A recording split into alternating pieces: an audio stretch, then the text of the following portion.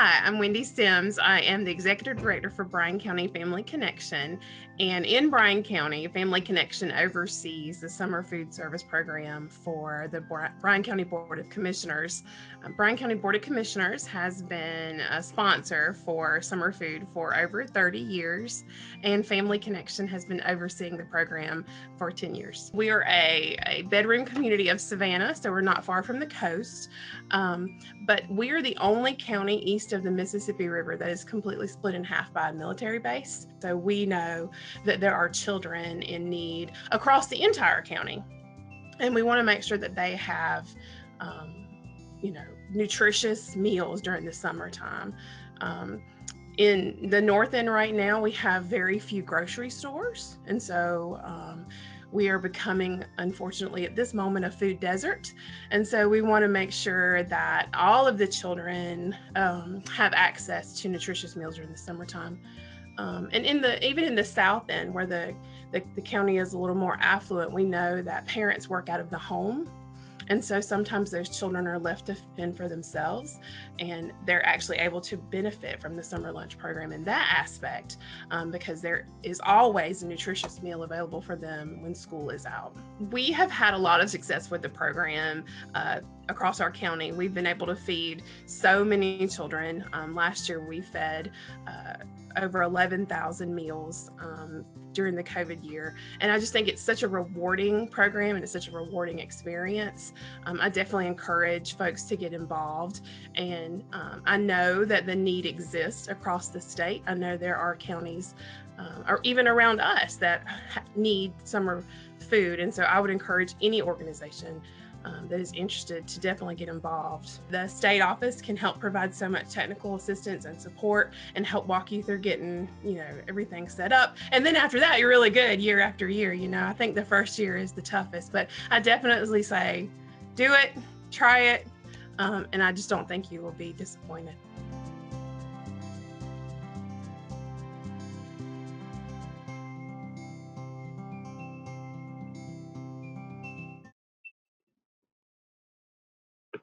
Wow, what a great message from Wendy Sims with Family Connection. Wendy's organization oversees the summer food service program for the Bryan County Board of Commissioners. They have been serving meals and snacks to kids through this program for 30 years. So congratulations to you, Wendy. During the summit, you're going to hear more testimonials like Wendy's, confirming the value that the summer food service program brings to Georgia communities. I'll tell you what, Savannah and the coast would not be a bad place to be on a chilly Tuesday morning, where hopefully most of you are watching comfortably from your offices or homes. We know the weather's a little dicey in parts of Georgia today, with some possible freezing on the roadways, and a lot of folks taking a 1 to 2 hour delay in opening their schools and childcare programs today.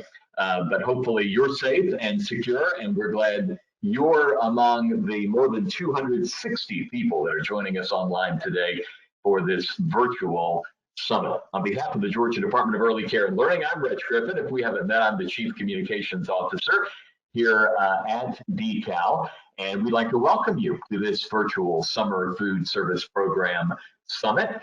Along today is Tamika Boone, Director of Nutrition Services for DCAL. And Tamika, always great to see you. We've got a great program lined up for today. Yes, Reg, we are so excited because we do have a packed agenda. We're going to be giving out a lot of great information to share with our organizations who joined us today. We're going to be talking about how you can become members or program operators for the Summer Food Service Program. We're going to talk about how the program operates. We're going to talk about how you get reimbursed for the meals that you serve in your communities. And we're going to hear some best practices from some of our experienced sponsors. So our hope today is that you leave with a lot more information to know where you fit in with the Summer Food Service Program. Well, it's a great program, and I'm telling you what, in 2020, we really learned the importance of the Summer Food Service Program. We're going to talk more about this as we go along today, but most people, when they think of SFSP, they think about the summertime, because we feed children free meals during the summer. We talk about that every year, but when the pandemic began in March of 2020, suddenly the summer food service program became the all year round program in serving children because they were out of school. And I think it's one of the best examples of the flexibility. I think we've heard terms like shifting and pivoting and all of that that our team on the summer food service program did to accomplish a great deal. And we'll talk a little bit more about that as we go along today. Before we get started, we've got a couple of housekeeping items to review. The program is being recorded. So with over 260 something folks on today, all participants have been muted. However, that doesn't mean that you can't ask a question. Even though we are virtual and even though your microphone may be muted, we want to hear from you today. We have a lot of information to cover. So we'll be moving fast. We will take a 10-minute break about midway through, but you don't want to go away. Trust me, you don't want to miss this second half because we're going to be hearing from experienced sponsors. We put together a great panel. Tamika's going to lead it, and we're going to hear firsthand from folks who have been through the fire, so to speak. They know what this is like, and it should be great to see all of this coming together. So when we talk about your questions, what we need for you to do is type your question in the box at any time. We're going to monitor that box as we're going along today. And then when we get the opportunity a few times during today's summit, we will take those questions and try to summarize the questions that we're hearing. Also, it kind of helps that we're going through the questions because some may be repeated and we can cover those at one time. So if you have a question, type that question in the box at any time. We will continue to monitor those as they come along. We also want to have a little fun today, so we're going to kick off the summit by asking everyone to participate in a poll, and it's very easy to do this. On your screen, you'll see a QR code. All you need to do is just hold your device up to the QR code so that it's visible on your screen. The question should pop up on your device. And Tamika, I'll tell you what, let's start by asking this question. We are always curious about where folks are from and where we're hearing from them and whatnot. So we'll just ask, what type of organization do you represent? You may be government, parks and recreation, one of my favorite TV shows. You might be a school, university or college, camp, nonprofit organization. This includes both smaller nonprofits or large national nonprofit organizations like the Boys and Girls Club, YMCA, Salvation Army.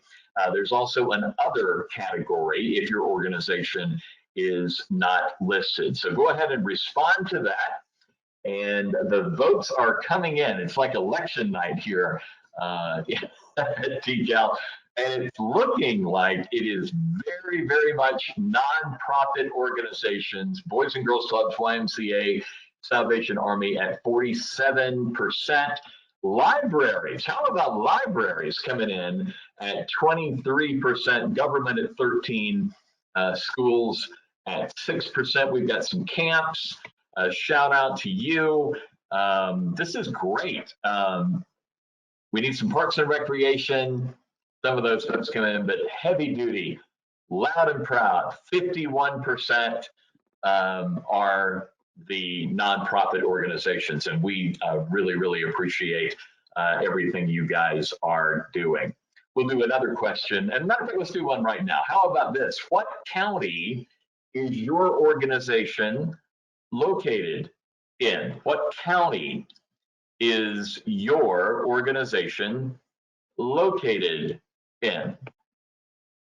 And we've got a little word cloud here that should show us. Oh, wow. Okay. They're coming in pretty good, Tamika. I see Cobb and Fulton are kind of in there. Clayton County is showing strong. Gwinnett. It looks like Cobb, Fulton, and Clayton are your strong leaders here, I guess. Gwinnett's looking pretty good. And then look at everybody else. We've got Muskogee, Spalding, Lowndes, DeKalb, Coweta, Macon, Bibb. We love you. It's great to see you out there today. And again, we hope you're doing well, safe and secure, despite the crazy weather that we've been having overnight and today. Hopefully it'll get a little bit better, although it is cold. So wherever you are, hope you have maybe a nice hot cup of coffee right at the ready, and you're ready to enjoy this summit. All right, well, thanks again for participating. We'll come back to the poll questions in just a few minutes to give you a chance to respond.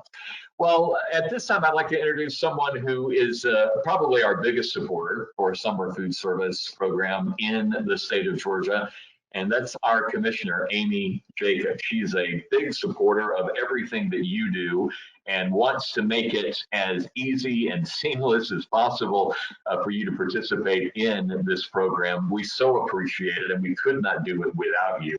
So without further ado, she had a prior commitment today with the legislature in session, a lot of things going on, budget work and a lot of presentations going on, but she did not want to miss the opportunity to speak directly to you as sponsors and potential sponsors of the Summer Food Service Program. So let me introduce you to my boss. This is Amy Jacobs, Commissioner of the Georgia Department of Early Care and Learning.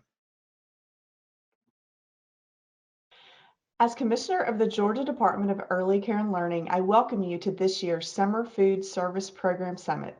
Thank you for your willingness to consider participating in this program that, especially today, is more important than ever. DECAL is the Department of State Government that helps meet the child care and early education needs of Georgia's children so they can be successful academically, socially, emotionally, and physically. Yet, it is impossible for children to reach their full potential if they're hungry. Lack of proper nutrition is one of the greatest obstacles to learning. No child in Georgia should ever go hungry, but it happens every day. And what makes this situation sadder is that children are not going hungry because of a lack of food in Georgia. They're going hungry because they don't have access to food.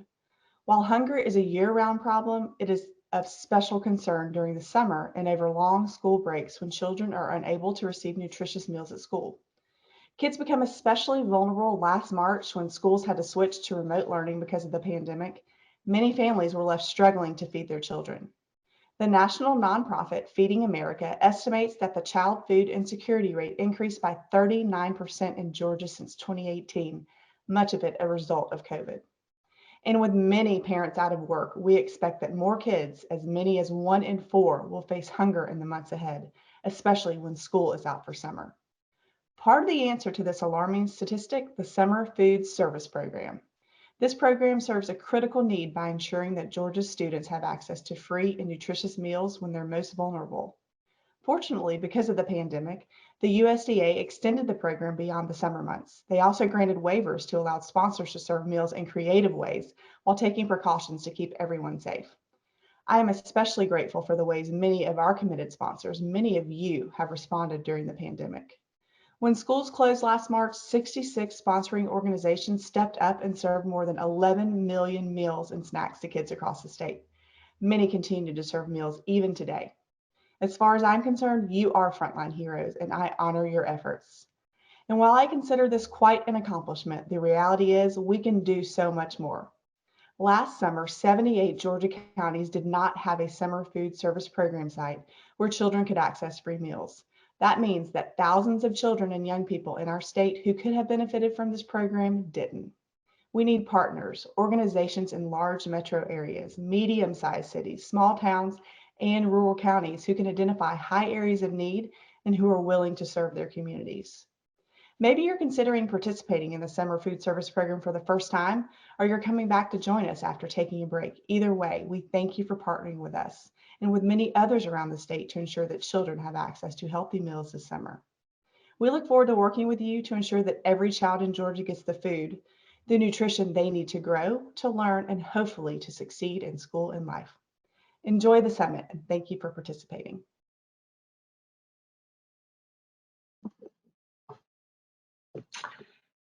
And thank you, Commissioner Amy Jacobs from the Georgia Department of Early Care and Learning for those words. And I can tell you personally that she very much supports the program and wants to see it grow and expand to serve all the counties in Georgia where possible. So we so appreciate everyone being with us today and learning more about summer food. And Tamika, I think one thing that stands out for me from what the commissioner was saying is no child should ever go hungry, but it happens every day. And you think about that, how is that possible? Tamika, is the biggest issue access to food for these children? You know, Reg, it really is unfortunate. It's really sad. You know, families lacked consistent access to healthy, nutritious food even before the pandemic. And as we all know, the pandemic hit in March and it just really affected so many areas of our life. And so we have so many children who are now working from home. We have so many, doing school from home, and so many parents who are now out of work. And so there's just an increased risk now that we're going to have more children who are food insecure, especially as we come across the summer break that's coming up. And so there really isn't a lack of food in the state, as the commissioner said. It's really just a lack of access. And we think that's why it's really important that we have programs like the Summer Food Service Program that we can try to increase the access to healthy meals in Georgia communities. You know, I recently heard a statistic from Feeding America that estimates the child food insecurity rate among the total population of children in Georgia. It increased 39% in just 2 years. 39%. That's significant. Very significant. It's very alarming, that statistic is. You know, when we go back to 2018, Georgia's child food insecurity rate was at 16%. And so Feeding America, which is a network of food banks, they're now estimating that at the end of 2020, that child food insecurity rate had gone to 23%. And so when you hear stats like that, it just, again, really validates why we need partners like we have on the call today to really participate in our summer meal programs, because so many families are struggling right now. Everybody knows that. Everybody has seen the lines of cars, of parents and families picking up food in their communities. And so families are struggling, and they're having to make some really tough decisions.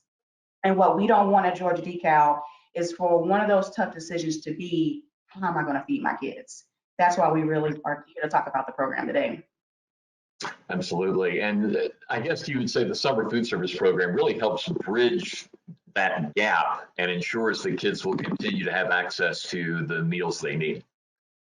That's right. That's exactly what it is. It bridges the gap. When kids are in school, they're used to getting their meals through the National School Lunch Program. And so now that a lot of families and parents and kids are at home now, there's a question of where are they going to get access to those meals that they're accustomed to getting. And so just like you said, the Summer Food Service Program tries to bridge that gap.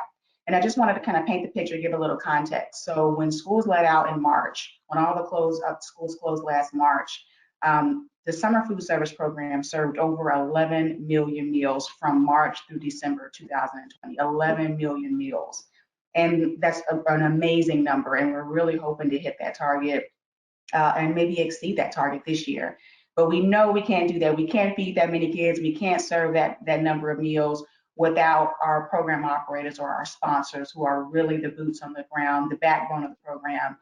So we really need partners to really exceed that number and meet the need across the state. Yeah, I remember when we saw that number come across the first time, 11 million meals, and we thought it was a misprint. something can't be right about that, but that is a huge number and quite a testimony to what our sponsors are doing all across the state. Well, Tamika, we have a lot of folks on the call today who are interested in learning how the Summer Food Service Program works and how they can become a sponsor. I think it would be helpful if you could give the audience a brief overview of the program. But before we do that, let's do a little knowledge check of the audience. Again, to participate, just hold your phone over the QR code on your screen. The question should pop up on the screen.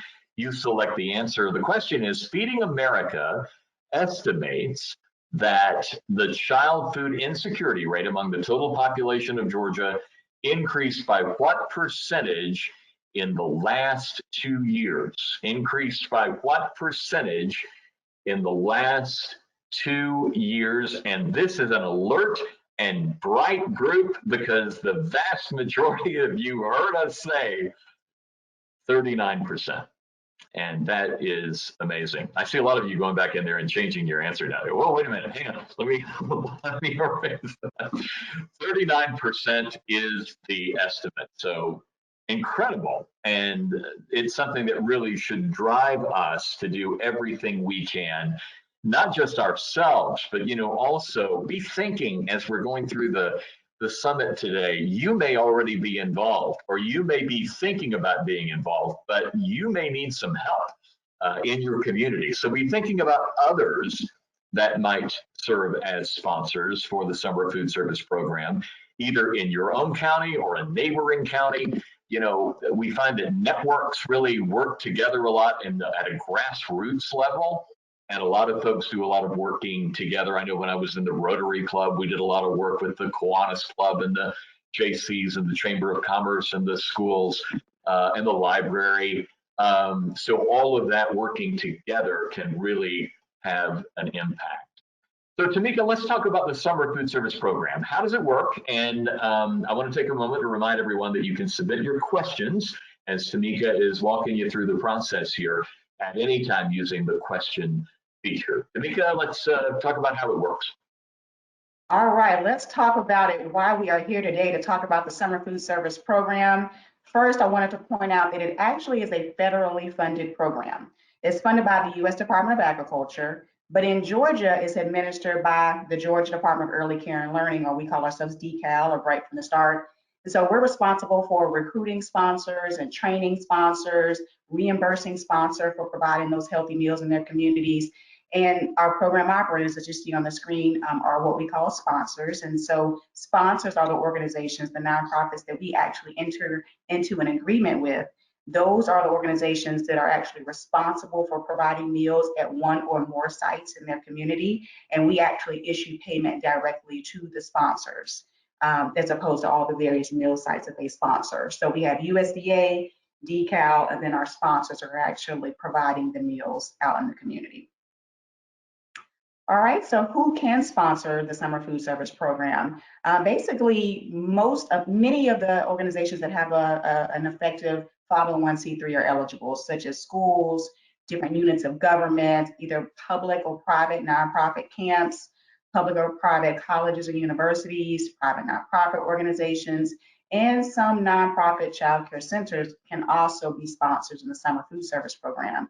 But you see there's a little note there I just wanted to point out for child care centers to be eligible to be sponsors. They again do have to be nonprofits, and they also have to make sure that the children that they are, if they participate in our year-round child and adult care food program or CACFP, that they have to make sure that they are not serving the same children and on the same day for those particular programs, and you have to keep separate records. So let me just say it a little bit more clearly.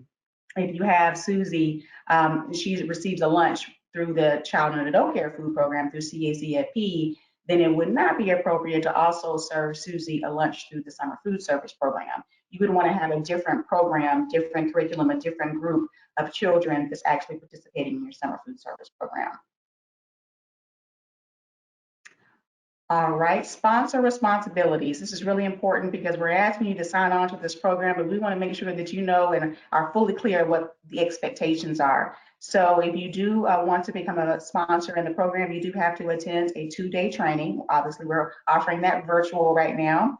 You are responsible for locating and recruiting eligible sites in your community or your surrounding community. You will monitor those sites. You will make sure that you are informed and staying on top of all program requirements and ensuring that all of your site staff and your sponsor staff are also familiar with the program requirements. If you are preparing food at your particular food site, or if you have a central kitchen, a central location where you're preparing meals, then you want to make sure that you're reaching out to your local health department and to verify whether or not you need a food service permit. You also, as a sponsor, are responsible for, again, ordering the meals or preparing the meals. You are the source for the food for your individual sites. You also have to make sure that you're following all federal procurement regulations, because again, this is a federally funded program. And so, there's different thresholds that you'll get more information about in training, but there are different thresholds where you do have to conduct a competitive procurement actions. And last but not least, our sponsors are required for preparing and filing the claims for reimbursement. That's how we know how much to reimburse you. You go into our web-based system and tell us how many meals that you served and the types of meals that you served, and then we issue reimbursement to you once you file that claim for reimbursement. All right, how are meals prepared? I talked a little bit about this, but generally it is either two methods. You can either self-prep your meals. As I mentioned, you are actually preparing, you're making your green beans, you're making your potatoes, you're actually making the food at your particular site and serving it to the children. Or you can vend those meals. Some sponsors find that easier to just vend the meals, which means you go to a company, a food service management company, a catering company, or the like, and you actually purchase complete unitized meals, and you are serving those meals to the children so that your organization isn't responsible for actually prepping or manipulating or cooking the food. So it's up to you which method that you choose. It just depends on your operations and the facility space that you have. But those are generally the two options that you have between self-prep or vended meals. All right, I think we have a video up next, America's Second Harvest of Coastal Georgia. Yeah, we do. Tamika, it's from America's Second Harvest of Coastal Georgia. Great visual that shows how meals are prepared by a summer food service sponsor, America's Second Harvest of Coastal Georgia. Let's take a look.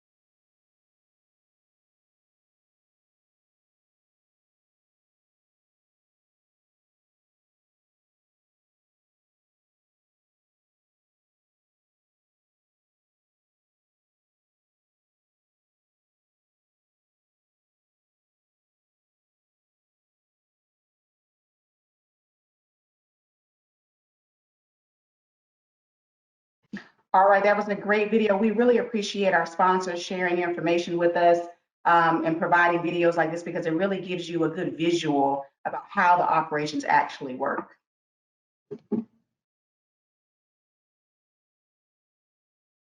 Also made me hungry, by the way. Macaroni and cheese and meatloaf sounds pretty good right about now. It does sound pretty good. I could use a little meatloaf in my life right now. Nothing like comfort food when it's cold outside. That's right. All right, let's see. We want to try to move on to our next slide. All right, so the reimbursement rates. So this is a really important slide because you want to be able to understand whether or not this program is a good fit for you. You need to know what the reimbursement rate will be to see if you can make the ends meet, if you will. And so as you can see here is a chart of what the summer food service program reimbursement rates are. And so the different meal types include breakfast, lunch or supper, or you can serve snacks through the program. And you can see, as we talked about earlier, there are two different ways that you can provide meals, either self-prep or vended. And you can also serve in what has been designated as a rural area or an urban area. And you'll see that if you are a self-prep sponsor, or if you have sites that are located in rural areas, then you can see that the reimbursement rate is a little bit higher than if you are vended or if you are in an urban area. For example, you can see for lunch, the reimbursement rate is about $4.31 for a self-prep site, compared to $4.25 if it's a vended site that's in an urban area. So this would be really good information for you to have to start crunching some numbers to see what are the estimated number of meals that you plan to serve, and what the reimbursement rate. So that's really good information for planning purposes. All right, so meal sites. We're talking a lot about sponsors and meal sites, and I just wanted to point out that meal sites are the actual location where children receive the meal. I often say wherever children congregate during the summer can be a potential meal site. So often we have sponsors that are operating meal sites at schools, parks, recreation centers, community centers, even hospitals are great options, apartment complexes, or if you have community pools that are open this summer, then those can also be a potential meal site. But again, anywhere that children congregate could potentially be a food service site or meal site in the program. All right, well, I'll try to go through this really quickly because you'll get a lot of information if you choose to go through our training, but I wanted to give you an idea of the different types of meal sites. And so the most popular, about 80% of our sites are what we call open sites. That basically means that it's normally operating in a low-income area, and that any child who is eligible, which is any child 18 and under, can come to that open site and receive a meal free of charge. Again, those are the types of sites that we encourage, and the majority of our sites operate as open sites. But we also do have closed enrolled sites where normally they are serving primarily free and reduced price eligible lunches. Excuse me, they are serving children who are eligible for free and reduced price lunches, or they're serving in an area that is low income or located in an area that has a school that qualifies for free and reduced price lunch. And so closed enrolled, again, is serving just a certain group of children, whereas open site, any child can walk up and get a meal. Closed enrolled is normally serving a specific group of children who might be enrolled in a particular program. Camps are, I think we all know what camps are. They are part of a residential or a day camp program. Camps are a little bit different than closed enrolled in that they are also serving a specific group of children. But camps, if you are a nationally recognized camp, you can serve up to 3 meals a day through the camp program. But I wanted to point out that for camps, even though you can serve up to 3 meals per day, it's really important that you know that only the children who qualify for free or reduced price lunch can receive meals that are reimbursed through the program. So if you have children who are attending your camp who do not qualify for free and reduced price meals, then their meals could not be reimbursed through the summer food service program if it is a campsite. All right, migrant sites are sites that are primarily serving children of migrant workers. They also can serve up to 3 meals per day. And so in order to qualify as a migrant site, we would just be looking for some type of certification from a migrant organization. And last, you'll see the National Youth Sports Program basically is a site where a college or university is operating that program, and a child is enrolled in the National Youth Sports Program. And so once we kind of get that verification, then that site may also be eligible to participate in the summer food service program. Okay, and so when we're talking about meal sites, it's important to know that each meal site has to have a site supervisor on site for the whole duration of the meal service. It's really important that site supervisor is there because they're going to be responsible for ensuring that all of the summer food program regulations are being followed. They're responsible for making sure that if you're offering any type of fun activities for the children, that that's going on. The site supervisor is actually required to maintain an accurate daily meal count to show how many meals are being served at that site for each day, for each meal service. So it's really important that that site supervisor attends the sponsors training to make sure that they are fully aware of all the program regulations because they are managing the meal operations at that particular site. All right, so audits and compliance, everybody's favorite word, right, is an audit. but it's not as scary as it seems. I just wanted to point out that every new organization that participates in the Summer Food Service Program, so if this is your first year, every new sponsor will receive a compliance review in their first year. First, you have to have a pre-operational visit before you start operating. And then that's basically it's just making sure that you're ready to go. We want to make sure that you're successful and that you have your operation set up so that you can be successful in operating the program. So you'll have your pre-operational visit. And then once you are approved and once you start serving meals, then you will receive a compliance review from our audit and compliance team. And our audit compliance team, the compliance review consists of two parts. First, they'll conduct a series of site reviews where they may visit one or more of your sites, and they're just there to observe the meal service, to make sure that they can answer any questions, to make sure all the regulations are being followed. And then they'll also, the second part of the compliance review is the sponsor review. So whereas the first part, they were going to the meal site to observe the meal service, the sponsor review is normally there's a separate sponsor's office location where they will come visit and review all of the records that are required to be maintained. And specifically, they're going to be looking at all of your daily meal count records that go to support your claim for reimbursement. So it's really important that you make sure that you keep accurate records and just know that you are going to receive that first review in your first year. But if you're fully prepared, there's nothing to be worried about with the compliance review.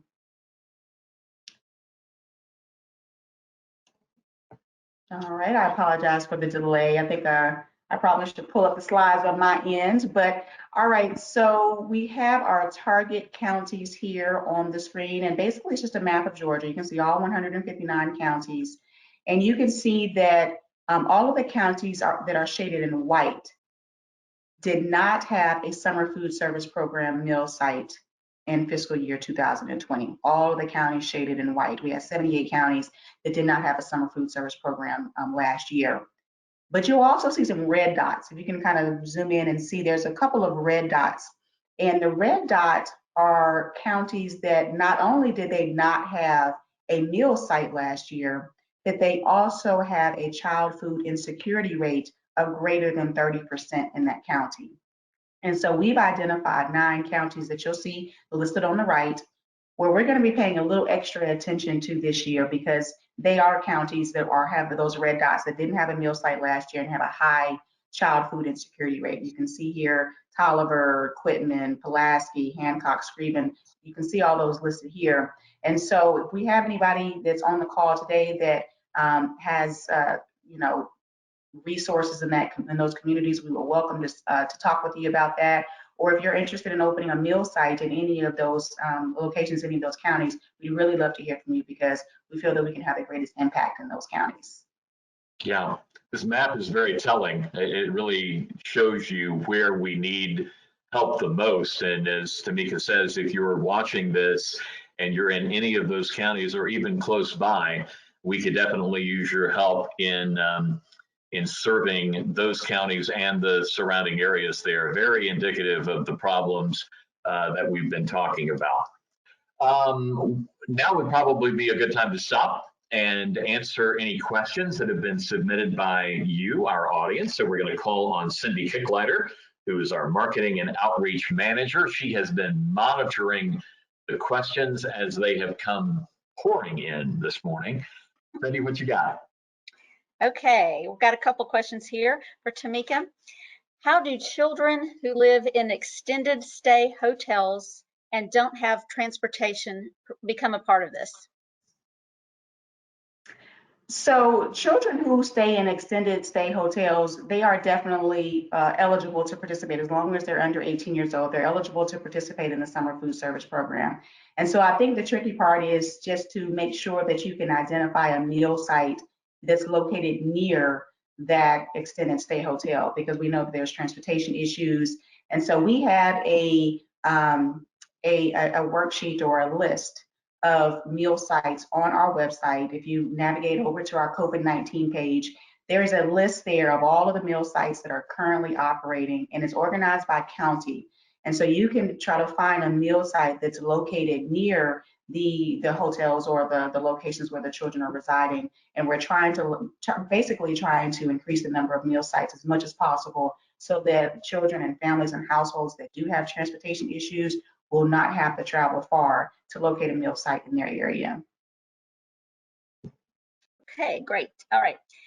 What is going to be the process of providing meals to students during COVID and social distancing? Will they use to-go, delivery, and pickup?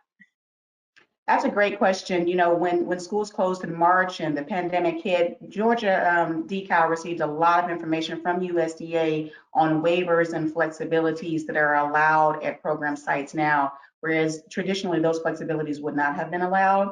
And so there are a lot of flexibilities, such as parents or guardians can come pick up the meals. And so that the intent there is to try to limit the risk of children. So now parents or guardians can pick up the meals and take it back home to their eligible children.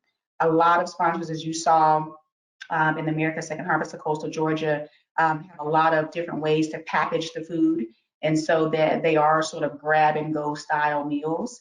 They are required to maintain social distancing at sites if children are going to come to the sites. So we've been sending out information, providing information to our sponsors of how to maintain social distancing and proper precautions if the children are going to be on site, and even to keep the staff safe on site. So we definitely are encouraging social distancing and other measures to prevent a risk for exposure, but there's definitely some flexibilities that the sponsors can use to try to navigate around some of that risk as well. Okay, another question. Do you have to be ServSafe certified to participate? You don't have to be ServSafe certified. It's definitely encouraged because a lot of the requirements that you're going to have to follow, you would definitely be trained and well versed in if you are ServSafe certified, but that's not a requirement. You are required to follow all local health department requirements, whatever the local health department requirements are in your community, in your county. You do have to follow those. And as I mentioned earlier, you do have to get a health permit if you are prepping meals, if you are manipulating food in any way. You do have to get a health permit from the county health department. And so each county health department may have different requirements that you have to meet in order to receive that permit, and various inspections that may come along with receiving a food permit. And so it sort of varies depending on your local area, but you don't necessarily have to be ServSafe certified. Okay. You kind of covered this before, but if you just repeat it, can a family child care be a sponsor? A family child care, meaning like a child care center or a home? Yes, sorry. Okay. Yeah. So a child care center can participate as long as it's nonprofit. They can be a sponsor or they can be a site. But like we said earlier, you just have to make sure that you're serving a different population of children, and really important to make sure that you're maintaining separate records, so that the summer food service program records are totally separate from any other center records, or specifically the child and adult care food program records. Okay, let's do one more. With COVID guidelines still in place, are we still required to have activities for the students at the meal sites? Great question. The answer is no, because I mentioned earlier, a lot of times children aren't even actually coming to the site. And so from the summer food service program, while greatly encouraged, it's not required. Even pre-COVID, activities are not required at the sites. They're just strongly encouraged because they often will keep the children coming back if you have something fun for them to do when they're there. But in light of COVID, and even before COVID, it's not a requirement, but just a recommendation. Okay, Tamika, I've got one more last question. What about children visiting from out of state? Would they be eligible to participate in the summer food program? Yes, so there's no residential requirements to participate. As long as they are 18 and under, they are eligible. We're not going to be checking to make sure they're residents of Georgia. They're still eligible for a free meal. Okay, thank you very much. Right. Very good. Cindy, you keep watching the box, because as folks have questions, you know who to call and who to answer. So we'll have those questions and we'll cover them in just a few minutes. Well, it looks like a great time for a 10-minute break that we promised you, but we want you to promise us you're not going to go anywhere, because the second half of our virtual summit will include information, testimonials from our active sponsors, experienced sponsors, folks who have been a part of the program. You're going to hear tips and best practices. So that's going to be an important part. We're also going to talk about the 3-step process for applying for this program. So we'll take a 10-minute break. That'll put us right at 11 o'clock. So you know where your restrooms are located. You know where your kitchen is located. Maybe heat up that cup of coffee. Come back, 11 o'clock. We'll continue with our second half of our virtual summer food service program summit.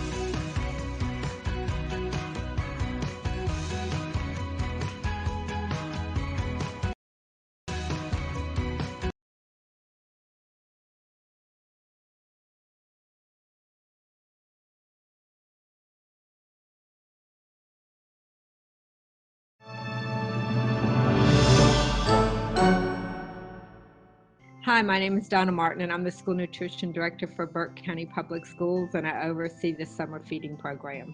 We have a large rural community, total food insecurity, and we have transportation issues. So we worked with our bus shop to work out bus routes so that we could take the food to the children, and it has worked out beautifully. Every summer, we watch the academic slide of kids going home for the summer and not having access to healthy food.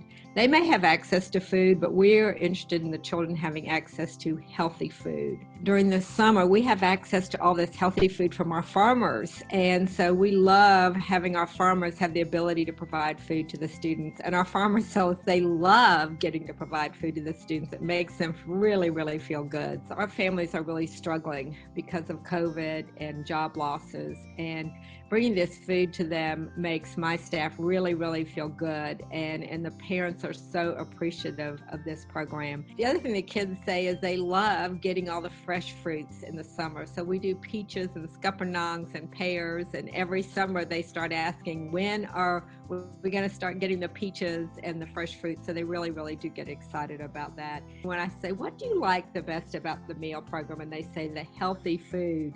And whoever thought that a middle schooler would say that? But that is a fantastic testament to what we're able to do. If you're thinking about participating in the summer food service program, you need to really do it, because you will receive a bigger blessing than these children receive when you're able to deliver healthy meals and to serve these kids and see their eyes light up, and to see the thank you, the notes, the appreciation from them, from their parents, from their grandparents, from their guardians.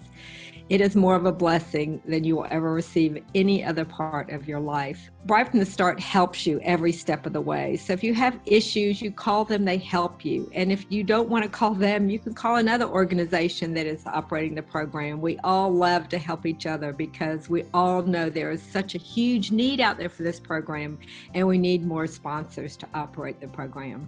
So with Bright from the Start and the Summer Food Service Program, we know they're getting healthy food, and we know that academic slide is not going to be there.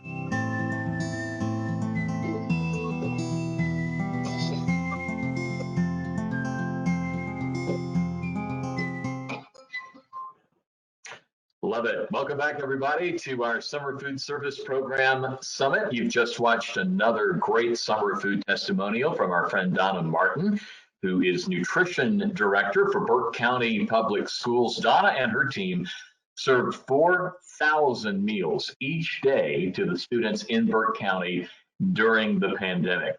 Just incredible. Great work. Donna's a real cheerleader for the Summer Food Service Program, and healthy food. Who knew? Middle schoolers loving fresh fruit. You know, the other challenge of doing a summit live virtually at lunchtime is it makes you really hungry. So we're going to go through our next hour or so and give you as much information as we can, and then get you off to lunch, because you're probably going to be hungry by the end of this. By the way, we are hearing from some folks that are online that are saying they're having some technical issues hearing the webinar. If you're one of those people and you can hear me now, you can call in for audio on 1-213-929-4232. That's area code 213-929-4232. Enter access code 935-255-579#. Should have told you to get a pen and paper just for that. 935-255-579#, and the audio pin is 4912#. Again, 213-929-4232. And a reminder to submit any questions you have during the presentation today using the question feature. Now let's take a moment to talk about applying to become a sponsor for the Summer Food Service Program. And joining us to talk through that process and make it so easy for you is Application Services Manager Demetria Thornton. Demetria, welcome to the summit. Hey, Reg. Great to be here. I normally see you in the cafeteria. Speaking yes, of, that's our meeting spot. And it's been a while. It's been almost a year, believe it or not, since we've been in the Sloppy Floyd Towers. We're all working remotely and safely from home, but I do miss seeing you guys, and I hope we're back together soon. Absolutely. Same here. So let's talk a little bit about the requirements. Sponsors are required to meet certain eligibility requirements even before they can apply for the program. Tell us about those requirements. Yes, so organizations are going to be responsible for being financially viable, which means they have to have funds to operate the program, as well as administratively capable, meaning they have adequate staff to run or promote the program. They also have to have an active 501c3. They must provide year-round services in the community and be able to provide 12 months of financial documentation.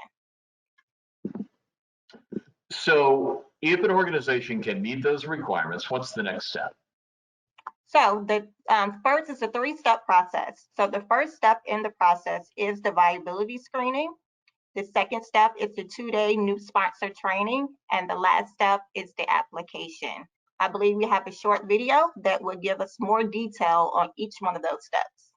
All right, very good. Let's take a look at that video right now. Okay.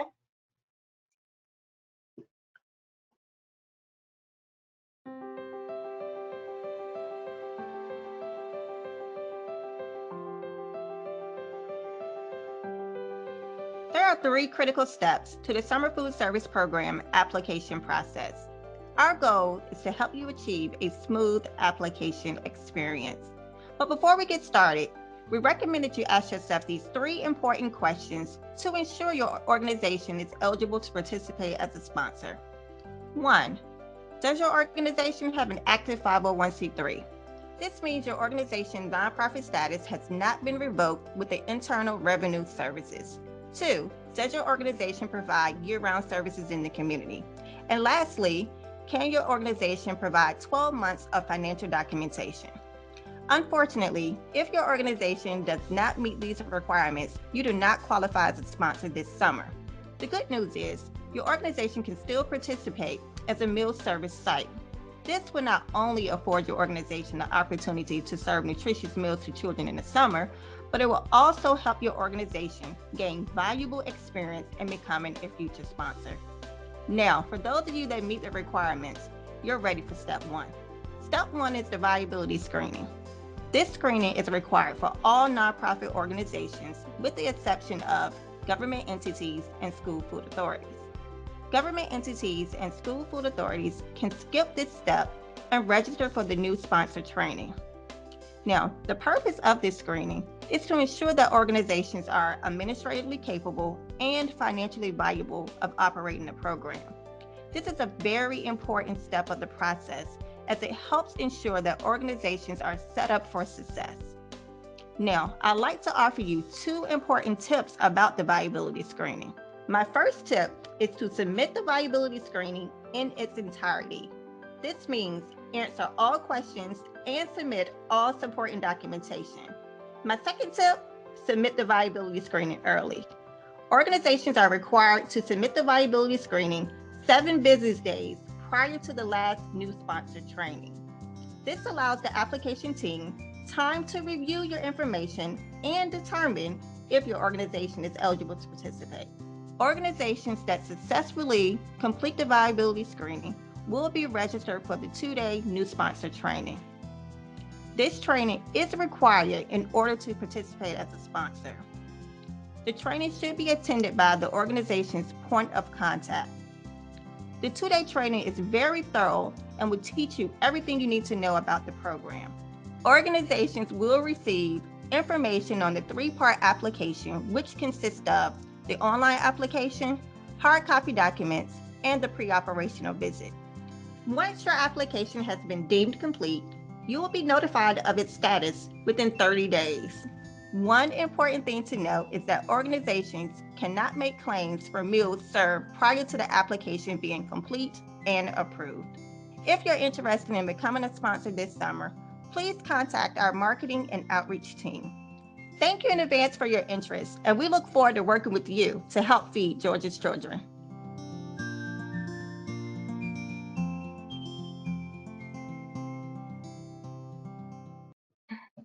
Great information, Demetria. Have you ever been a news anchor? No, I don't have it good like you, Reg. I wish I had your skills. No. I think you're doing great. I think that was some great information. I'm sure you've processed thousands of viability screenings and applications in your time here at DeKalb, and maybe you can help us out. What are some of the most common mistakes you see organizations making? So the most common mistake that we see organizations make is that they do not submit the viability screening in its entirety. So we encourage organizations to submit a complete screening, and we can encourage them to submit that screening early. This gives us time to review and request any missing or outstanding information, as well as to request any information or get clarity on information they may have submitted. Okay, so we all procrastinate. It's time to get your pen and maybe your calendar out, or at least a piece of paper, because Demetria has, and I know you hate to hear this, deadlines for the 3 steps again. So Demetria, can you remind us of this? Yes, so the viability screening. The viability screening must be submitted 7 business days prior to the last new sponsor training. And that last new sponsor training is scheduled for April 28th and the 29th. And then we have 3 trainings that organizations can select from. We have 1 in March and 2 in April. Now, keep in mind, organizations must have a successful viability screening prior to registering and participating in these trainings. Also, government entities and national organizations are exempt from the viability screening, so they can move forward and register and participate in one of the trainings that's listed on the screen. Also, the application deadline. The application deadline is June the 15th. So your application must be in prior to this date. Okay. April 28th is my wedding anniversary, so that always stands out. 31 years. That's awesome. So if an organization meets the eligibility requirements, how do they start the process? Either requesting a viability screening, or do they register for training? So they can reach out to our marketing and outreach team. They can contact them via email or at the number that's on the screen. And they can get you set up with either registering for training or get you the viability screening. Okay, very good. And we've got that information for you there. So great. Thank you for sharing that important information, Demetria. To review, you can request a viability screening from the marketing team. We recommend that you submit that document as early as possible. You heard Demetria, and she'll come looking for you. So make sure you get that in as early as possible. Last opportunity to turn in the viability screening is 7 business days before the last training on April 28th. Again, happy anniversary, Reg and Lori, and 29th, April 28th and 29th. Speaking of someone who was at my wedding, Cindy Kicklighter, Marketing and Outreach Manager, has been monitoring our questions coming in. So Cindy, any questions for Demetria other than, has she ever been a news anchor in the Georgia town? Yes, I remember that day 31 years ago. I was there. We do have a couple of questions for Demetria. So the first one is there a difference between a viability screening and the application? Yes, so the viability screening must be completed prior to the application. This just gives us information to assess as far as your organization being financially and administratively capable of operating the program. Once this screening is completed, you will be moved forward to the actual training, and then you will get access to the application. And again, the application consists of the online application and hard copy documents, and you will also be required to have a pre-operational visit. Okay, so you mentioned that you require financial documents in the viability screening. So is there a certain amount of money that an organization needs to have or that you're looking for to make sure that they're financially viable? So there is no specific dollar amount. However, your organization should not be in the red. Keep in mind, this is a reimbursement program. So the organization will have some financial responsibilities. It could be from, labor costs or food costs and equipment and supplies. Your organization's financial status will dictate the number of sites that your organization could, potentially sponsor. Okay. And I think we covered this before, but where do we get the viability screening? So you can contact our marketing and outreach team, Cindy Kicklighter or Gabby Garza. You can email them or you can call. That's you go. Wait a minute. That way. There you go. That way. You got it. Okay. And last question: if I am not required to complete a viability screening, what do I do next? Contact our marketing and outreach team, and they can get you registered for training. Okay, that's it. That's all the questions we have. Thanks, Reg. All right. By the way, speaking of wedding anniversaries, great advice for any of you who might be engaged. Have your husband or your fiance engrave the anniversary date inside the ring. Put it inside the ring. They'll never forget it. It's all. That's a great tip. That might be the tip of the day. Maybe so, and that's for free. We're not charging any additional money for that tip. So yeah, there you go. All right. Demetria, thank you so much. Again, we are compiling all of the questions. If there are any extra questions, we know we cover a lot of information in a short amount of time. We're just trying to be respectful of your time. So we're going to put those together. Marketing team will compile all of that, answer them, and send the document out to all the attendees within a week. All right, let's turn now to one last sponsor testimonial. This one featuring Deborah Wilson, who is Executive Director for Georgia Nutritional Services. Her organization has been a sponsor since 2012. Let's take a look.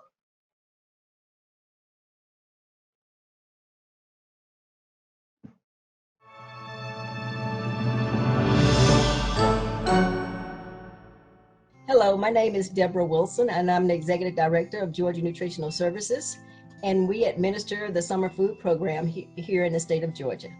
Georgia Nutritional Services participates in the summer food program because it allows for meals to be distributed to children when school is not in session.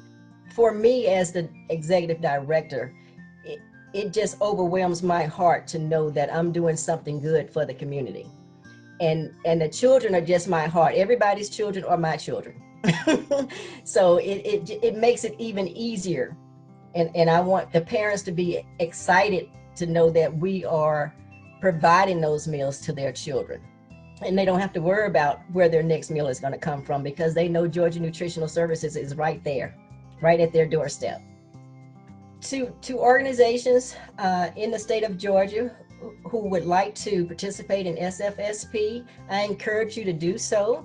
It allows you more avenues and open windows and access to children and providing nutritious meals. It gives you an opportunity to run your own program the way that you want to run it because you're in charge.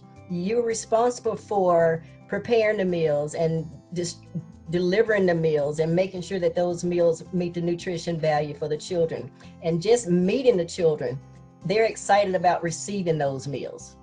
So I really would like to challenge you and encourage you to participate in SFSP.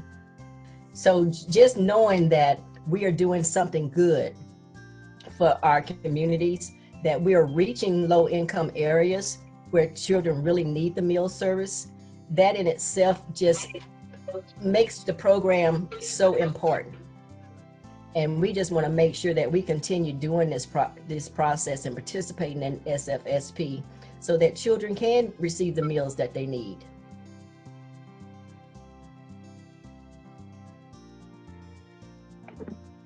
So true. And boy, you could really tell the pride in the sponsors that we've been hearing from today. Deborah said it, it's knowing that you're having an impact in the community, doing something good for the community, reaching low-income areas where children really need it most.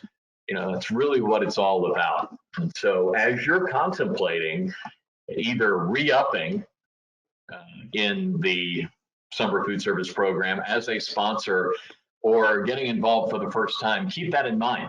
This is something that is measurable, it's impactful, You can see the results of your efforts immediately with every meal served. And during this pandemic, it has been incredible, the impact that this program has had. As we mentioned, it kicked in March of last year and has been operating for the most part throughout the pandemic.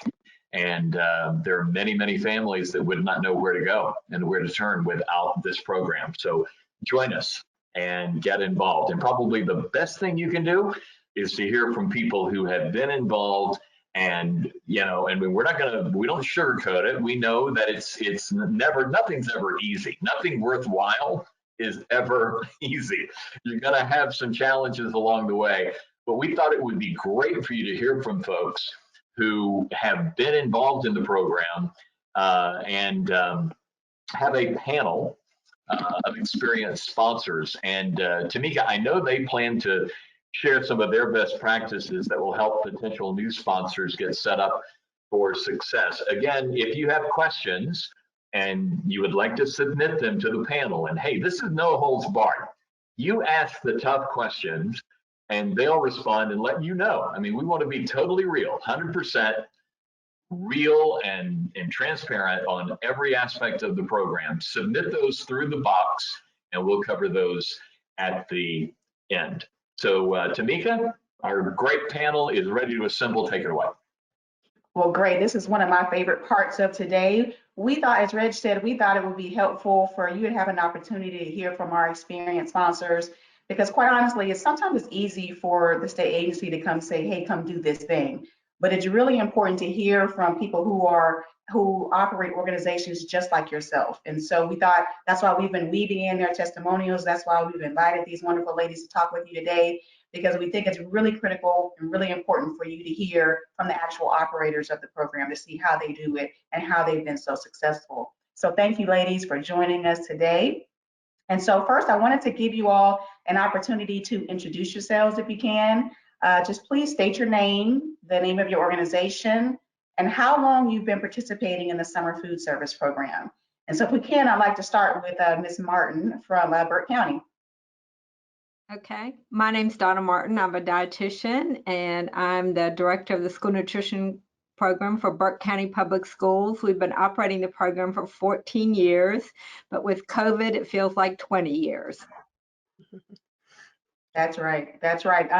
It does feel like 20 years for us at the state agency as well. You've been doing great work in Burke County. Thank you. Ms. Wilson, can you introduce yourself next? Good morning. My name is Deborah Wilson. I'm the Executive Director of Georgia Nutritional Services, and we've been in business since for the summer food program since 2012. Nice to meet everyone. Thank you, Ms. Wilson. And we really appreciate Georgia Nutritional Services and all that you do for both programs as well. And last but not least, Ms. Sims, can you introduce yourself today? Sure. Good morning. I'm Wendy Sims. I'm the Executive Director for Bryan County Family Connection, and we oversee the Summer Food Service Program for Bryan County Board of Commissioners. So the county has been involved with summer lunch for over 20 years, but Family Connection has been overseeing the program for 10. Well, that's great. That's awesome. We really love when we have our local municipalities, city governments, and county governments getting involved, because you also know what the needs are in your community and you kind of share the need to meeting those needs. So thank you all. So I wanted to transition to the next question. So Ms. Sims, I want to kick it back to you. Your organization operates summer meals for Bryan County Board of Commissioners. Can you tell us a little bit about your program, sort of painting the picture for our audience so that they can really see themselves how they could operate the program too in their community? Sure. So like I said, we oversee the Summer Food Service Program for Bryan County Board of Commissioners, and we are very fortunate in Bryan County to have commissioners that truly value our community and our children, and the importance of making sure that children are fed during the summer months. So when we initially began the program, when Family Connection took over the program, it was managed with a food service authority. It was contracted out, and I just felt like we didn't have a whole lot of local control over that. And so we decided to change things up and become self-prep. And so we actually were able to build a strong relationship with our sheriff's office. And we actually have the jail prepare our summer lunches. And so we hire some staff to go into the jail to help prepare the meals, and then they also distribute those meals. And so that's been a wonderful partnership. It's been a wonderful, it's the ability to have control over the quality of the food, and the distribution of the food, and just having that local control, I feel like, is so important. And so it's been, like I said, a wonderful partnership to have there in the county with our own county agencies. And so we've been able to make that successful now for about 10 years. Well, that's awesome. That's awesome that you found some partnerships and resources in your community, because we think that's really key to being successful, is defining effective partnerships. Let's switch now to Ms. Wilson. Can you talk a little bit about how Georgia Nutritional Services operates your summer program? I think you might be on mute still. Oh, sorry about that. Okay. Okay. Initially, we started off as a self-prep sponsor. So we leased space in a kitchen that was designed to prepare the meals, along with some other vendors in the site. Very stressful trying to be in a kitchen with a lot of people, though. But we got started. It was very enlightening. Being in the trenches, I think what was better for me, because I was hands-on with everything. And you were in charge, and you were making sure that the meals were being prepared and delivered and got to the sites on time for the sites that were operating under your sponsorship. So it was just awesome being able to do all of the tasks, being in control. That's what as I mentioned earlier, being in control of what you do and how it's done, and getting those nutritious meals out to the children. So since then, we have been using a food service management company. So whether you go through a small purchase or a formal bidding process, which we have been in for the past 5 or 6 years, I believe, because we've served a lot of children in the summer food program. So whichever way you decide to choose to go, they're all fantastic ways to get the meals out to the children. So just welcome aboard all of you sponsors who are trying to get on board. Well, thank you, Ms. Wilson. I think you really hit the nail on the head. It really is a matter of making sure that as the sponsor, you do have control and have oversight of all of your operations, because that's how you're going to make sure that everybody's meeting the same program regulations and everybody's familiar with what all the requirements are, is to make sure that you're ultimately responsible for the whole program. So you've done an awesome job of taking hold of managing your sites. Let me pivot over to Burke County. Ms. Martin, can you talk to us about how your program is managed in your county?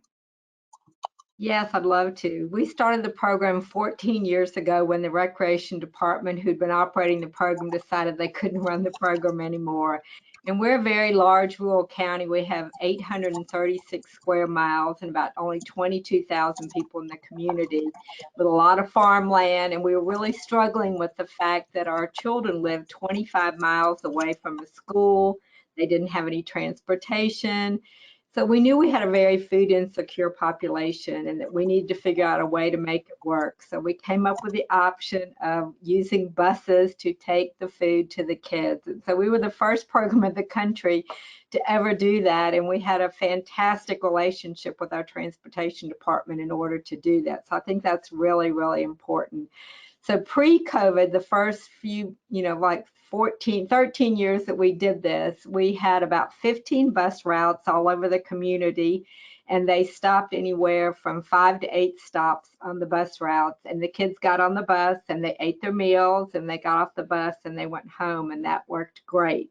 And then COVID hit and the kids couldn't get on the buses anymore. So we started actually dropping the meals to the kids. And so when we did that, we actually gave the kids breakfast and lunch and a snack. So they got a lot more food. And so that increased our participation. Originally, we were doing about 2,000 kids. Once we started doing the extra meals, it increased to about 4,000 kids a day. And we use our schools and our school nutrition staff to do the meals. This summer, we're hoping to do something very innovative that I want to throw out to y'all. We're planning on doing weekly meal boxes where we will prepare 7 days worth of breakfasts and 7 days worth of lunches and put them in our boxes, and the buses will go out and the kids will just have to come pick to the buses one time to pick up the meals. So I think that will decrease our exposure to the kids and their kids' exposure to us. That's great information. When you hear the number of children that you're able to reach, it really is impactful. You really can see the effect that you're having in Burke County. So let me move on to Ms. Wilson if we can. So Ms. Wilson, nonprofit organizations are required, as Demetria mentioned, to complete a viability screening before they're able to register for training. What advice would you give a potential sponsor about completing that viability screening? Be organized. You have to have structure when you sit down to do the viability application. So have a checklist at hand and just gather the documents that you need to complete the application, and just cross it off as you get the documents collected to complete that, because we have to be viable to run these programs. We have to have sound business practices in place. So it's a good thing that we have to go through this screening to make sure that we can operate these programs that we are trying to do. Viability is just the business is or have the potential to be successful. So you have to have these practices in place to be successful in what you're doing. That's an awesome tip. Be organized, utilize the checklist. You're absolutely right. The information is laid out there, but it can seem a little overwhelming. And so being organized and using the checklist will kind of make it a little bit more manageable and making sure that you're checking all the boxes. So thank you for that tip.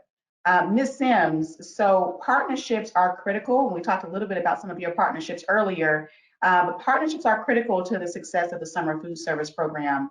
Can you talk to us a little bit more about some of the best ways that you've been able to build partnerships in your community? Sorry, I had to unmute myself. Sure. I definitely think that partnerships are built on relationships. And so really the best way to build those is to foster the relationships you already have in your community. I'll tell you, as a Family Connection director, I feel like Family Connection is a great resource. There is a Family Connection organization in every county in Georgia. And so if you are not involved in your Family Connection in your county, I encourage you to reach out to your director. Family Connection brings together a lot of agencies, community members, family members, just a wide variety of agencies. And that's just a really good way to reach out and get involved and see if anyone is interested in becoming a site or assisting you with the summer food service program. I will tell you that I also think a good way to build partnerships is to identify groups in your community that already serve children and try to build relationships there with those organizations and partners to increase the availability of sites in your area for the summer food service program. Those are excellent tips. And I think you really hit something really important there. A lot of times, there are many organizations in the community that are serving the same groups of children. And so, you know, if you have boys and girls clubs, and then they may go to a local church, and then they go to the local school. And so you all are touching the lives of these children anyway in different ways. And so it's awesome if you can all come to the same table and figure out a way how we can get them meals and served meals this summer. So I think that's a really good point. I'm going to ask Ms. Martin to answer the next question for us. Can you talk to us or give us some examples of some of the menus that your program serves? Sure. When we were doing one meal a day, we would do like 2 hot sandwiches and 3 cold sandwiches a week. So we'd do things like hamburgers, chicken sandwiches, barbecue sandwiches as our hot sandwiches, and our cold sandwiches were like turkey and cheese, ham and cheese, peanut butter, and our kids loved yogurt and string cheese as a cold option. We always included a fresh vegetable like broccoli, grape tomatoes, cucumbers, carrots, and fresh fruit every single day. So it was apples, bananas, tangerines, peaches, scuppernongs, things that were in season in the summer, strawberries, things like that. And then once we added extra meals and we added breakfast, we started doing individually wrapped items such as pancakes and waffles, chicken biscuits, sausage biscuits, fruitals, breakfast bagels, things like that. And now that we're getting ready to looking at the boxes, we're going to be doing something totally different. And we're going to be adding things like pizza and corn dogs and fajitas and casseroles. And we're going to be putting like a whole thing of romaine lettuce, a whole head of broccoli. We're going to be putting a bunch of bananas in there, 5 apples. We're going to be putting a whole pineapple in there, a bag of grapes. We're going to be doing a half a gallon of milk instead of the individual cartons. And as part of doing that, we've already developed all these educational materials. So we're going to have to tell the people how to cut the pineapple, how to cook the broccoli, how to cook the pizza, the corn dogs, and all those kinds of things. So we think this is a wonderful opportunity to do some nutrition education with our boxes that we're going to be doing next summer. Well, that is awesome. And I got to echo what Reg said earlier. I'm kind of hungry over here, and now hearing all that, I'm even hungrier. So just through some examples of some of your menus. The next question I'm going to ask of Ms. Sims again, how can you go about finding and recruiting meal sites? Okay, great. So initially what we did many years ago was we did sort of, we did a summer lunch food service program mapping. So we looked at our county and we tried to figure out where the children in the most need lived. And how we could make sure we get the food to them. So pre-COVID, children had to come to the sites and sit there and eat their meal in its entirety. And now, since COVID, the USDA has given us the ability to do a grab and go, and so our parents could pick up the meals and take them with them. So that's been a little bit of a different situation in sites, really. Initially, before COVID, we had lots of sites. We had like 16 and 18 sites throughout our county. But since COVID, we've kind of dwindled those down to the largest areas where children organically live. And so we were able to do those drive-through sites for parents. But going back to the mapping, we did map and say, where do we need a site? Where can children walk to? How is it easy? Is it an easy site to get to for parents and or children? Because we know sometimes these children are staying home by themselves during the day while their parents work out of are at work or out of town. And so we wanted to make sure we could get the lunches to the children.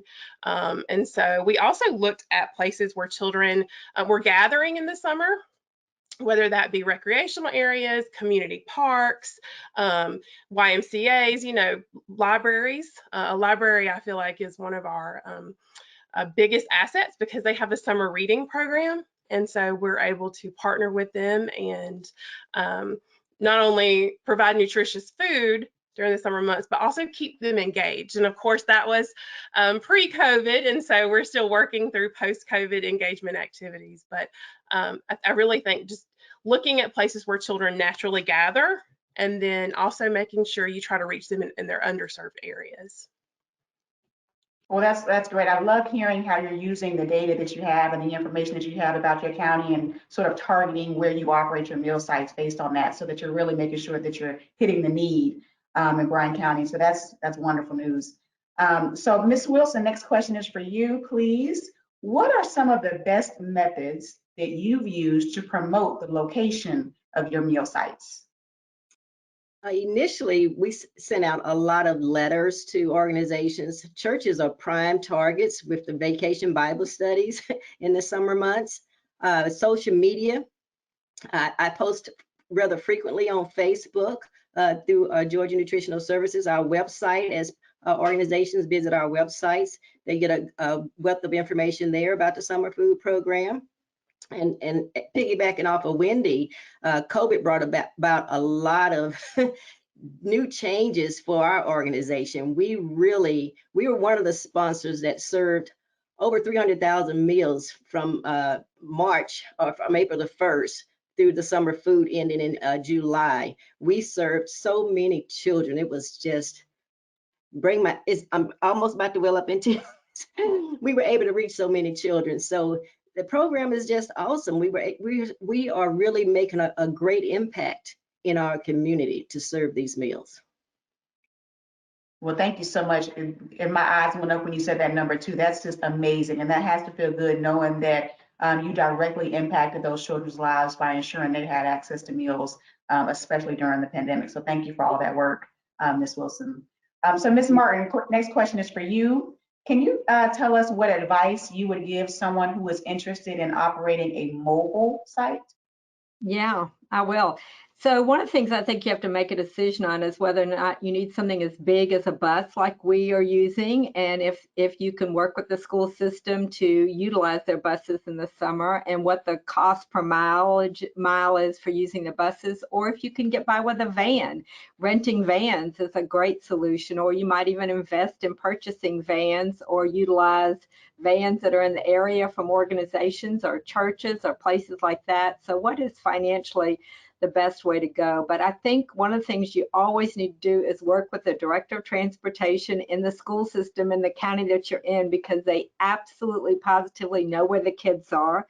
They know where the most food insecure kids are. They can help you map out your routes, and they can help you vet your routes. And so we always, with our routes, try and start at the farthest point when we first start our route, so that if we run out of food, we're closer back to the kitchens and things like that. And so the transportation director can help you with that. We always make sure we have walkie-talkies or some type of phone system on the bus, because sometimes the parents will call and say, is the bus running late? And we don't know unless we get on the walkie-talkie and contact them. Or they'll say, the bus just drove off and I missed it. So we can call the bus and say, go back, the kids, finally woke up, or whatever. So I think having those things on the bus really are helpful. So I think look at all your options and find out what is most financially viable for you. Yeah. I think that's a really good point. Obviously, this contacting your transportation director in your local school system is awesome. Not everybody has that option for whatever reason. And so I'm glad that you mentioned that there may be other ways that you can still operate a mobile route. As you mentioned, you can rent vans. I know some sponsors have had entered into partnerships with local car dealerships where they're willing to let you, use one of their vans or one of their SUVs for the summer, and maybe they get some free sponsors or some free ads or advertising on the van. And so sometimes it does take getting creative to get those meals out there, and again, building partnerships. And so I'm glad you mentioned that. I think that's really good information for everyone to hear. All right, and I promise this is my last question. I'm going to ask it of all of you today. I'm going to start out with Ms. Wilson, and then Ms. Martin, and then Ms. Sims.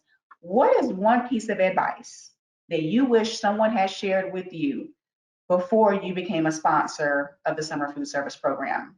Ms. Wilson? Wow, how the program really actually works. We find that out as you get into it and start working the process. But I think for any new sponsor coming on board, try to find a mentor through a sponsor that has been in the program for more than 2 years or more, to get that experience. And there are a lot of us, such as myself, Miss Wendy, and Miss Donna, who would be more than willing to share our experiences with you and help you streamline and succeed in this program. Great advice, great advice. What about you, Ms. Martin? What advice do you wish that you would have received?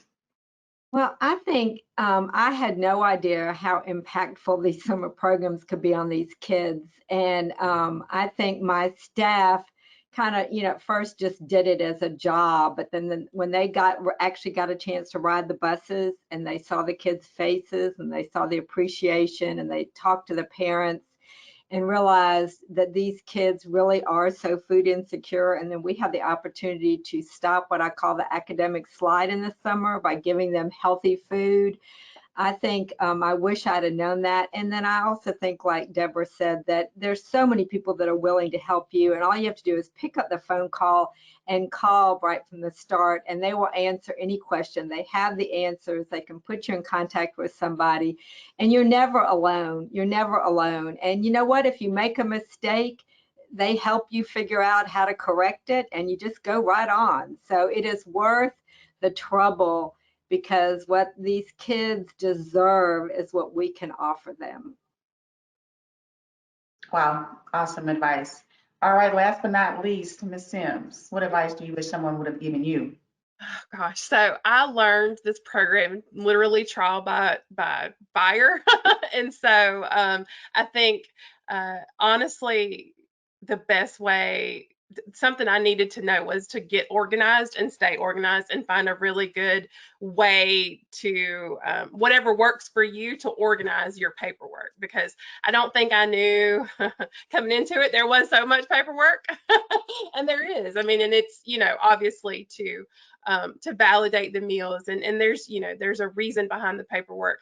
And once you get a handle on it, once you get it organized, and we organize ours by site, and we created a really good organization for us. And I really think that's made a lot of difference as far as, when you're turning in your claims, or when you're having to do, when MH Miles comes out and they're looking at your paperwork.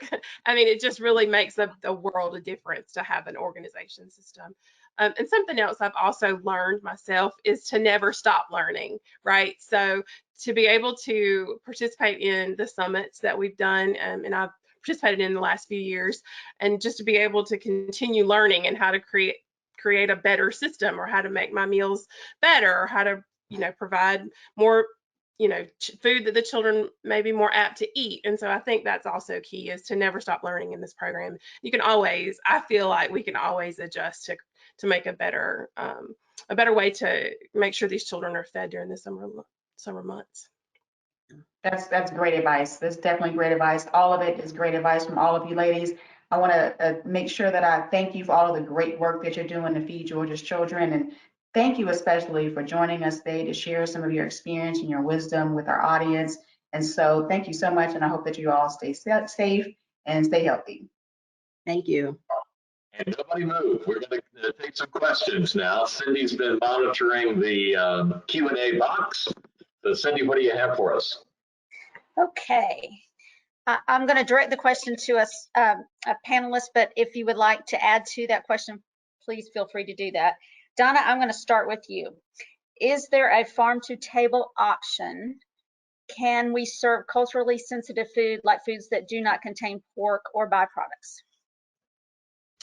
Absolutely. My farmers love producing food for our kids, and we on our buses always offer choices, and we have kids with allergies, so we would do beef jerky always on the bus on the days that we did peanut butter.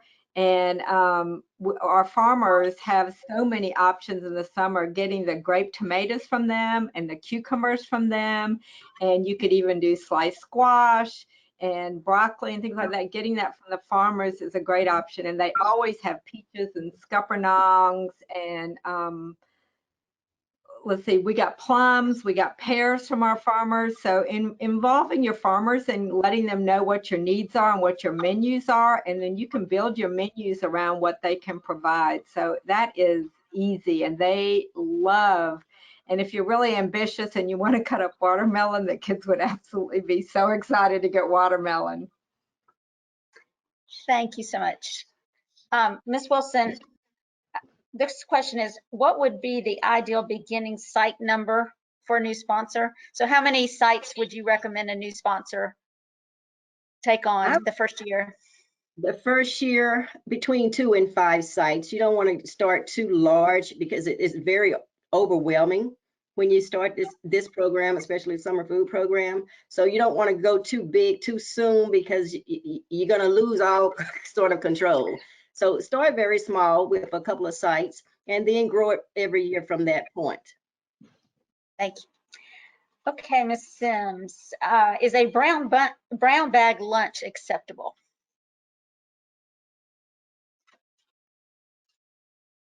Is that to me? I think it went out. I didn't Wendy. hear you. I'm sorry. Yes, Wendy, sorry. Okay. Is Yeah, a brown? Sure. Brown bag. Yeah, brown bag is acceptable. Absolutely. And I feel like it's, as long as you're providing quality, nutritious food, yeah, a brown bag is absolutely acceptable. And you bag meals at the site. So, or we do in our program, so that those sandwiches aren't getting squished by the milk and the juice and the fruit. And so, yeah, absolutely, brown bags are acceptable. Okay. And Ms. Wilson, I'm going to ask you another one. How do you make sure children are 18 and under in an open site? In an open site, we generally will ask how old the children are, and especially now since we're doing a lot of grab and go meals. A lot of parents are picking up the meals, so we have to ensure that we are meeting the compliance with the age limits on the program. So you just have to ask Okay. to make sure. Okay. Ms. Martin, this one is for you. In regards to your meal boxes, do you have a recommendation for a vendor, how to find one that can provide that type of service? Well, I think a school system is always a great option because they have the kitchen facilities, they have the staff that don't work in the summer, and they have the experience to do it. So I cannot imagine any school system not be willing to make those boxes for you. And it's so much easier than individually wrapping a lot of sandwiches. So my staff is so excited about doing the meal boxes next summer because we do things like we'll take 5 pieces of pizza and put it in a bag and freeze it so that the boxes stay cold. And we'll take 5 corn dogs and put it in a bag and freeze it. And we do chicken fajitas. So we take chicken meat for X number of days and we put a fresh bell pepper in there and we put a fresh onion in there and we put some salsa in there and we put our tortillas in there and we put the recipe in there on how to make the fajitas, and sometimes we even put avocados in there so they can do guacamole, and we tell them how to make the guacamole. So the preparation, and I actually think the great thing about the meal boxes is that you don't really you could have places to prepare the boxes that you don't have to do a lot of cooking to make the weekly meal boxes. And that's one thing I wanted to really mention it for those facilities that maybe could not do a lot of cooking in their kitchens, but they could purchase the food and put it together with the recipes in there and the instructions in there, what to do when they get home. And I think it would provide, hopefully get us some more sponsors out there, because there's a lot of communities that the kids do not have access to summer meals. So I think the weekly boxes might be the perfect answer for some of you. Okay. All right. Ms. Sims, I have a question for you. Can you provide 5 meals at once, or do you have to deliver each day? So I think this goes along with what Ms. Donna's talking about with the meal boxes. We are not doing meal boxes at this time, but we are doing, since COVID, we have started doing breakfast and lunch every day. And so you can do those meals every day. But we are still choosing to do grab and go every day. But I think Ms. Donna's suggestion of the meal boxes would really help a lot of sponsors who are concerned about preparation every single day. I think that really is the key. Okay. And Ms. Wilson, we have a few people here that are interested in becoming a meal site instead of a sponsor. Can you give them a suggestion on how to go about that process? And of course, they can contact me. I would be glad to help them. But go ahead, I'll let you answer that question. Right, I was going to push them right back to you, Cindy. But definitely go to the website and get a list of the sponsors who are participating in summer food. And you can reach out to us as well as Miss Cindy to help give you some guidance along the way. Thank you. And Tamika, I'm going to give this question to you. It's a little softball here. What is the turnaround time for reimbursement? Is it weekly or monthly? You want to explain how that process works? So absolutely. So sponsors normally, let's say you have a June claim. You want to submit your June claim. Some sponsors can start submitting that June claim as early as July 1st. And so you have to submit the claim within 30 days of the end of the claim month. So you would really have until the end of July to submit that claim for June, if that makes sense. And once that claim is submitted, once it's received and it's verified by our finance team, it's an accurate claim, then those payments are normally issued. We have, up to 45 days, but normally sponsors receive payment, I would say within a week once we've received that payment. Now, how long it takes to hit your bank and clear the account may vary, but normally the payments are issued pretty quickly after the claim is verified. Okay, and just one other thing, can you give everybody an example of who some of the vendors might be for this program? Is that question for me again, Cindy, or is that for the panel? Yes, No, that's Tamika. okay. So when you say vendors, you mean basically where you get your meals from? Yes. So basically, it really varies. This might be a better question for the sponsors, but it really varies. There's a lot of different food service management companies. You definitely, as Ms. Martin said, you can go to the school, your local school system, and they can be vendors. You can go to even a restaurant or a catering company. Anybody who can handle the capacity and the number of meals that you need, as well as they have a permit and they're meeting all of the required health and safety requirements. So you definitely want to make sure that you're choosing a vendor such as that. And then you also, and this is really important, when you're choosing a vendor, you want to choose a vendor that understands what the USDA nutritional requirements are. So in order for the meals to be reimbursed, they do have to meet all of the what we call meal pattern requirements.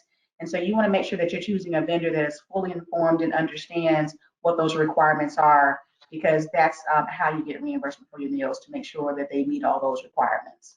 But we do have a vendor list on our DECAL website where we provide a list of potential vendors. We don't necessarily advocate one versus the other, but we do maintain a vendor list that sponsors can visit to potentially choose another vendor. Great. That's all I have. Those are all the questions that I have, Reg, so you can take it from here.